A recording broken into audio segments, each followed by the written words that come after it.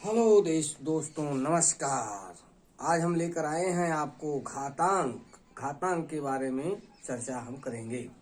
देखिए, यह ए के घाते n यानी ये आधार हो गया और n जो हो गया घात हो गया। इसके बारे में हम जो है अच्छी तरह से आधार के अनुसार हम करेंगे। पहले आइए हम चलते हैं फार्मूले के ऊपर। a और b को आधार है और m और n जो है उसकी घात है। जैसे a के घाते m गुणे a के घाते n, यानी इनका आधार a दोनों में बराबर है लेकिन घात बराबर नहीं है। तब क्या होगा, अगर आधार बराबर है और बीच में गुणे का निशान है तब हम क्या करेंगे, आधा घात को जोड़ देंगे। देखिए, घात m प्लस n हो गया, a के घाते m प्लस n। और यहीं पर यदि आधार बराबर हो जाए, बीच में भाग का निशान हो, आधार बराबर हो, a बराबर है और बीच में गुणे भाग का निशान है, तो क्या होगा, घात आपस में घट जाएंगे। और अगर किसी भी आधार के ऊपर जीरो अंश है, यानी a के घाते जीरो है यानी घात जीरो हो तो उसका मान 1 होगा। यदि 5 के घात जीरो हो तो भी मान बराबर 1 होगा। 10 के घाते जीरो होगा तो भी उसका मान आपका 1 ही होगा। अब यहाँ पर आते हैं, a के घाते m को आप चाहें तो a के घाते m को अगर नीचे लेके आना है, जैसे a के घाते m है तो a के बटे 1 मानते हैं, तब जब हम उसको नीचे लाएंगे, इसको नीचे लाना है, व्युत्क्रम में लाना है, तो 1 बटा a हो जाएगा। तब ये जो होता है m माइनस घाते m हो जाएगा, यानी इस तरह का होगा, 1 बटे a के घाते माइनस m हो गया। अब इसको अभी उसी तरह करना है, जब m को ऊपर ले जाना है, a को ऊपर ले जाएंगे तो a के घाते m फिर रह जाएगा, यानी ऊपर से नीचे आएगा तो घात का जो चिन्ह है वो बदल जाएगा। प्लस रहेगा तो माइनस हो जाएगा, माइनस रहेगा तो प्लस हो जाएगा।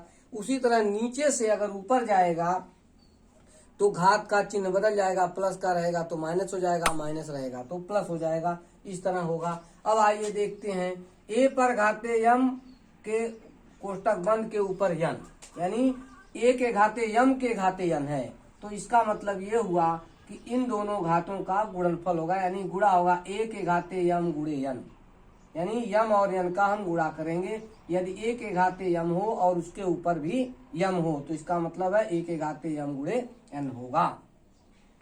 और अगला फार्मूला है a के घाते m गुणे b के घाते m। यदि घात बराबर हो, आधार बराबर न हो, घात बराबर हो, बीच में गुणे का निशान है तो गुणा कर देंगे, आधार का गुणा करेंगे, a गुणे b, यानी a गुणे b के घाते हो जाएगा m।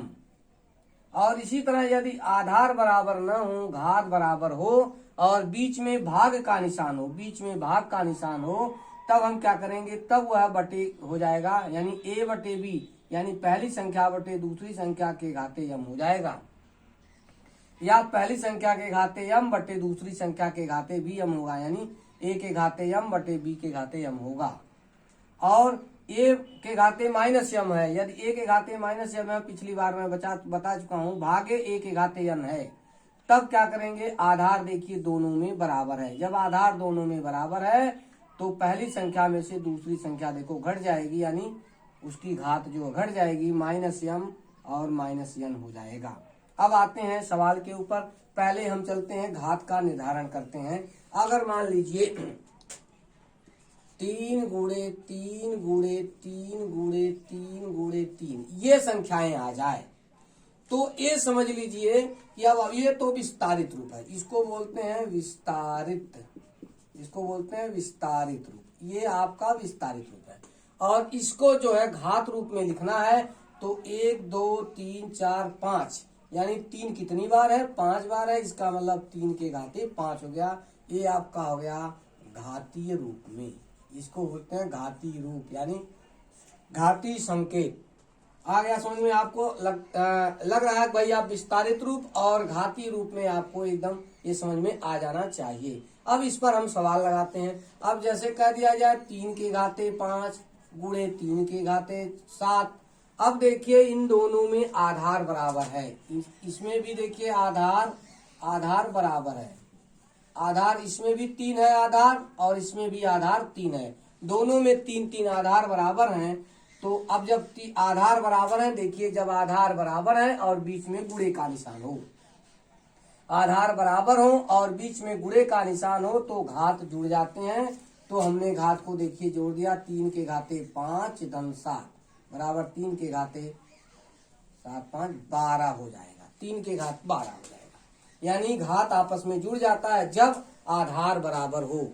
ठीक है, अब जब आधार बराबर हो और बीच में गुणे का निशान हो तो घात होता है जुड़ जाता है। इसको इस तरह से भी कर सकते हैं, 3 के घाते यदि -5 हो जाए गुणे 3 के घाते 7 हो जाए तो भी आप उसी तरह कर सकते हैं। 3 के घाते ये -5 है और +7 हो जाएगा, यानी तब भी जुड़ेगा।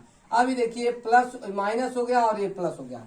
हम चिन्हों की परिपाटी पे चलेंगे, -5 और +7 है, जुड़ेगा कि घटेगा।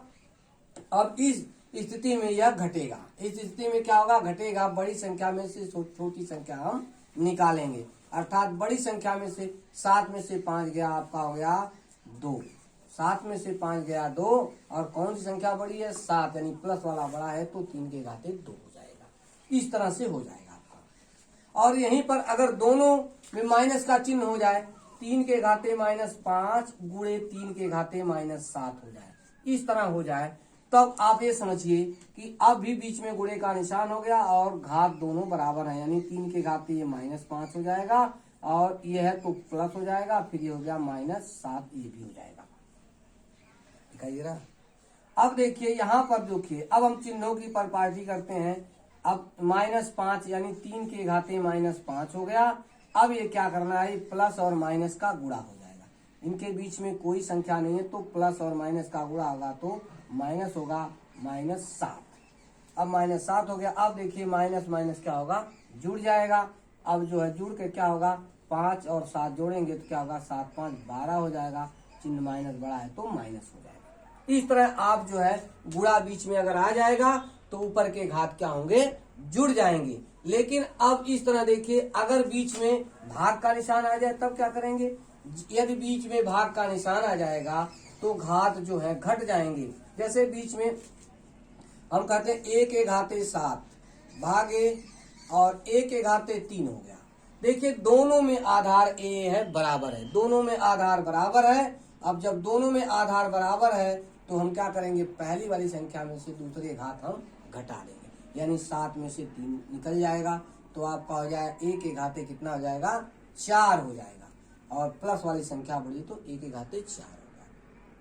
इस तरह से आप भाग को कर सकते हैं। कोई भी संख्या किसी तरह हो, अगर कह दिया जाए 1/2 के घाते 5 और भागे 1/2 के घाते 4, इस तरह कर दिया जाए तो अब देखिए आधार इसमें 1/2 है, इसमें आधार भी 1/2 है, दोनों में आधार बराबर है। यदि दोनों में आधार बराबर है तो क्या होगा, बीच में भाग का निशान हो तो पहले घात में से दूसरी घात घट जाएगी।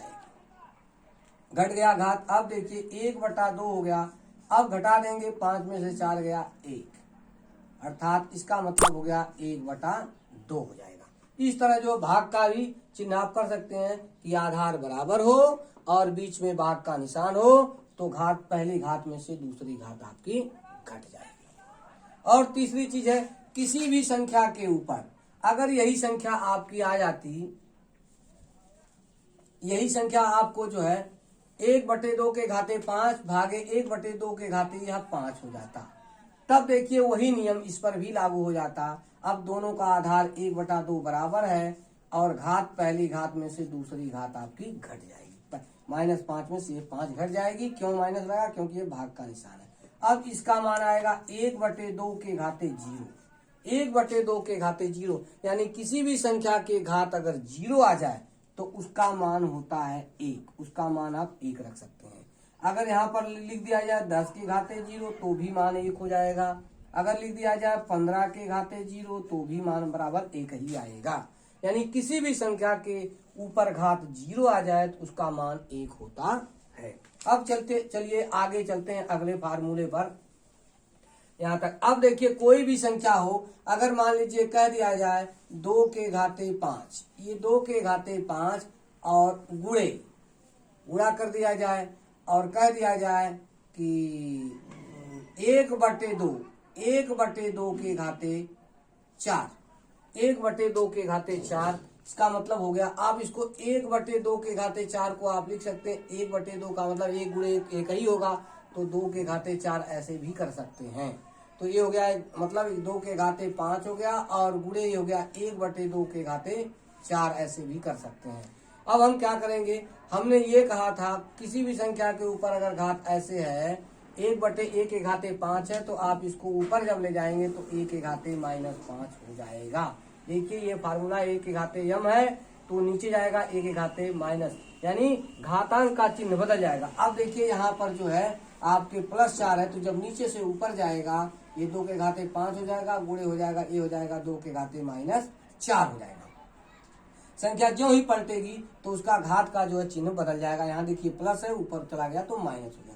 अब दोनों में आधार बराबर हो गए। अब दोनों में क्या हो गए, आधार बराबर हो गए। अब जब दोनों में आधार बराबर हो गए तो बीच में गुणे का निशान है, तो यहाँ पे जुड़ जाएगी संख्या -4, यानी 5 में -4 हम जोड़ देंगे। अब देखिए इसको हल करेंगे तो 2 के घाते 5 हो गया, ये प्लस है और ये माइनस, प्लस और माइनस का गुणा जब होगा तो चिन्ह हो जाएगा -4।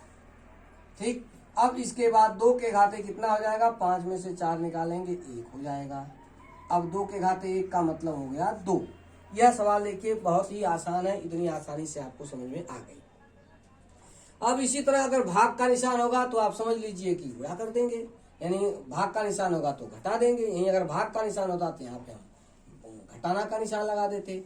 अब देखिए अगली सवाल पे हम चल रहे हैं कि अगर आ जाए 1/3 के घाते 5 और भागे 1/3 के घाते यहाँ पे 4 कर दिया जाए, यहाँ केवल कह दिया जाए 3 के घाते 4, ये मान लीजिए 3 के घाते 4 कर दिया गया। अब ये दोनों घात बराबर तो है नहीं, हमें इसको बराबर करना है। जब बराबर करना है तो या तो इसको हम ऊपर ले जाएंगे या तो उसको हम नीचे लेके आएंगे। अगर मान लीजिए हम इसको नीचे ले आते हैं, 1 के घाते 3 के घाते 5 हो गया।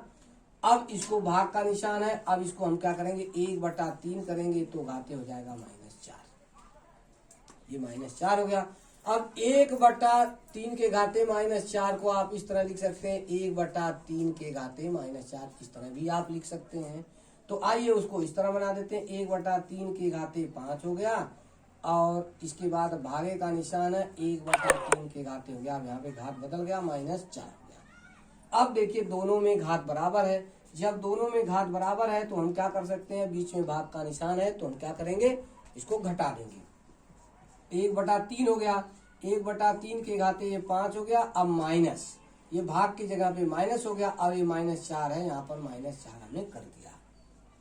अब ये हो जाएगा आपका 1/3 के घाते 5, और ये माइनस और माइनस का गुणा हो जाएगा तो क्या हो जाएगा, प्लस हो जाएगा, +4।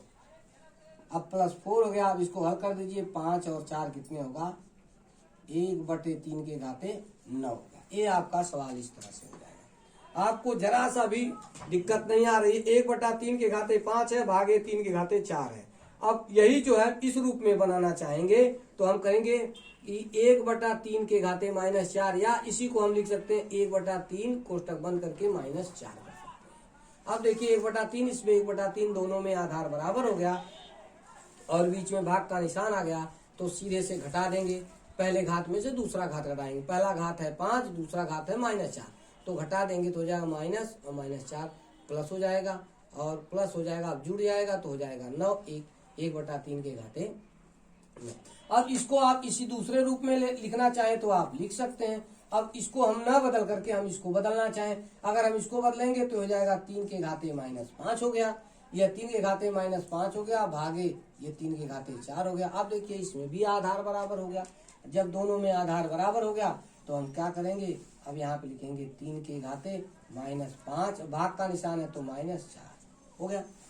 अब देखिए इसको हल कर लेंगे तो हो जाएगा 3 के घाते क्या हो जाएगा, माइनस माइनस जुड़ के क्या हो जाएगा, -9 हो जाएगा। देखिए सवाल इस तरह से भी आपका आ सकता है।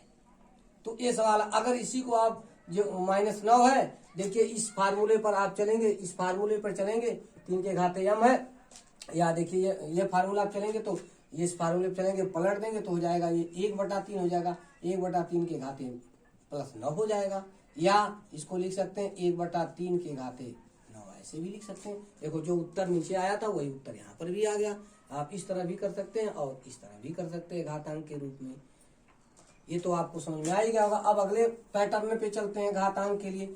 अब जब आधार बराबर नहीं है और घात बराबर है तब क्या होगा? जब आपका आधार बराबर नहीं है, घात बराबर है, तब हम क्या करेंगे? आधार का गुणा कर देंगे। अगर कह दिया जाए जैसे 1/2 के घाते 5 गुणे 1/3 के घाते 5। देखिए इसमें आधार 1/2 है, इसमें आधार 1/3 है, ये दोनों बराबर नहीं है, और लेकिन इसका घात दोनों का क्या है? बराबर है। जब दोनों का घात बराबर है, आधार बराबर नहीं है, तो हम आधार को क्या करेंगे? गुणा कर देंगे। 1/2 गुणे 1/3 के घाते यहाँ पर 5 कर देंगे। इस तरह कर देंगे।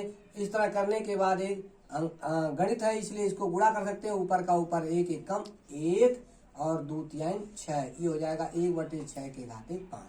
ये आपका आंसर हो गया। इस तरह देख लीजिए, एकदम आसानी से आप कर सकते हैं। और यहीं पर अगर इसका उल्टा रीजन हो जाए 1/2 के घाते 5 और भागे 1/3 के घाते 5 आ जाए, यदि आधार बराबर न हो, यदि क्या हो? आधार बराबर न हो लेकिन घात बराबर हो और बीच में भाग का निशान हो, यानी आधार 1/2 है, आधार 1/3 है, बराबर नहीं है, लेकिन घात बराबर है और बीच में भाग का निशान है, तब हम क्या करेंगे? पहली भिन्न बटे दूसरी भिन्न हो जाएगी और उसके बटे आपका हो जाएगा घाते 5। यानी कहने का मतलब है 1/2 बटे 1/3, 1/2 बटे 1/3। तो इसका मतलब है सबसे नीचे वाली संख्या सबसे ऊपर वाली में 1 गुणे 3 और बीच वाली संख्या के गुणा हो जाएगा। इस तरह से हो जाएगा। अब इसको आप हल कर लेंगे, 1 तिहाई 3 हो जाएगा, 2 एकम 2 बटे घाते 5 हो जाएगा, यहाँ पर घाते 5 हो जाएगा। इस तरह होगा। और इसको बटे न लेकर के अब दूसरे स्तर से ले सकते हैं आप। इसको देखिए 1/2 और भाग का निशान है 1/3, तो ये बटे हो जाएगा। इस तरह आपका ये संख्या बटे हो जाएगी और घात बराबर रहेगी। तो अब जैसे कह दिया जाए a के घाते 5 और भागे b के घाते 5। देखिए a के घाते 5 भागे b के घाते 5। देखिए आधार इन दोनों में बराबर नहीं है। जब आधार बराबर नहीं है लेकिन घात बराबर है, तब हम क्या करेंगे? पहली संख्या बटे दूसरी संख्या के घाते जो है 5 ऐसे कर देंगे। ये संख्या हो जाएगी आपकी। देखिए हो गया ना, आधार बराबर नहीं है। देखिए इसमें आधार a है, इसमें आधार b है, और लेकिन घात दोनों में 5-5 बराबर है। ऐसी बीच में भाग का निशान रहेगा, तो हम क्या करेंगे? बटे कर देंगे या भाग दे देंगे a/b, यानी 1/b/ घाते 5 ऐसे कर देंगे। इस तरह से आपको सवाल ये कर लेना चाहिए, आ जाना चाहिए। अब चलिए थोड़ा सा और आगे चलते हैं। एक बार और समझ लीजिए, यदि आधार बराबर है, बीच में गुणे का निशान है, तो घात जुड़ेंगे, और यदि आधार बराबर है, बीच में भाग का निशान है, तो घात पहले घात में से दूसरा घात घटेगा। और तीसरा, यदि किसी भी संख्या के ऊपर 0 घात हो तो उसका मतलब होता है 1, और यदि कोई संख्या ऊपर घात में है उसको हम नीचे लेके आना है तो चिन्हों का आदान प्रदान हो जाएगा। अगर 1 के घाते m है, अगर उसको हम नीचे लाना चाह रहे हैं तो 1/a के घाते -m हो जाएगा। अगर नीचे से हम ऊपर ले जाएंगे तो भी चिन्हों का हम बदलाव करेंगे। यदि कोई संख्या वर्ग के अनुसार कोष्टक के बाद कोष्टक में है, अब जैसे कह दिया जाए 5 के घाते 3 के घाते 5, इस तरह हो, 5 के घाते 3 कोष्टक बंद के घाते 5 हो, इस तरह का कोई हो, तब उसमें क्या होते हैं? घात के ऊपर घात का मतलब है गुणा हो जाएगा, 3 गुणे 5। इस तरह से हो जाएगा, तो आ जाएगा 5 के घाते 3 × 15, इस तरह का हो जाएगा। आपको इस तरह सवाल करनी है तो इस तरह से आसानी से हो जाएगा। जैसे a के घाते 2 है, के घाते 3 है, इसका मतलब ये हुआ कि घात के ऊपर घात है, आधार है, आधार के ऊपर घात है, घात के ऊपर घात है, यानी a के घाते 2 गुणे 3 हो जाएगा, अर्थात a के घाते 3 गुना 6 हो जाएगा। यह इस तरह से आपका हो जाएगा। अब थोड़ा सा लंबा प्रक्रिया में सवाल करते हैं। यदि आपको विस्तारित रूप भी आप समझ गए कि विस्तारित रूप कैसे होता है। अगर आ जाए 16 और इसके बाद गुणे का निशान आ जाए 2 के घाते 5, आप इसको कैसे हल करेंगे? इसको हल करने के लिए सबसे आसान तरीका है कि पहले ये आधार इन दोनों में बराबर नहीं है। अब इन दोनों में आधार बराबर करने के लिए सबसे पहले हम क्या करेंगे, 16 में हम लघुत्तम ले लेंगे। 2 अट्ठे 16 और 2 चौके 8 और 2 दूना 4 और 2 एकम 2। देखिए ये आ गया। अब इसको लिख सकते हैं 1 2 3 4 बार है तो लिख सकते हैं 2 गुणे 2 गुणे 2 गुणे 2 गुणे 2 के घाते 5। अब यहाँ से यहाँ 2 ले लेंगे, ये 2 नहीं लेंगे, ये बड़ा, ठीक है। अब ये 1 2 3 4 बार है, ये 4 बार है तो अब इसको लिख सकते हैं 2 के घाते 4 गुणे 2 के घाते 5, ऐसे लिख सकते हैं। जब इस रेशियो में आप बना ले रहे हैं, अब दोनों का आधार बराबर हो गया। अब जब दोनों का आधार बराबर हो गया, बीच में गुणे का निशान आ गया, तो आप समझ लीजिए अब घात क्या होगा, जुड़ जाएगा। तो अब हो जाएगा 2 के घाते 5 4 हो जाएगा 9। इस रेशियो से आप सवाल को हल कर सकते हैं, एकदम आसानी से सवाल को हल कर सकते हैं। और आप अगर शुरू से अंत तक आपने यह वीडियो देखा होगा तो यह वीडियो आपको जरूर समझ में आया होगा। और अगर नहीं देखा है तो पुनः इस वीडियो को शुरू से अंत तक देखें, और इसके बाद जब समझ में आ जाए तो आप सब्सक्राइब करना ना भूलें। जिससे सब्सक्राइब यदि आप करेंगे तो मैं कोई भी वीडियो बना कर के भेजूंगा तो ये आपके पास तुरंत पहुंच जाएगा। और बहुत बहुत धन्यवाद, नमस्कार।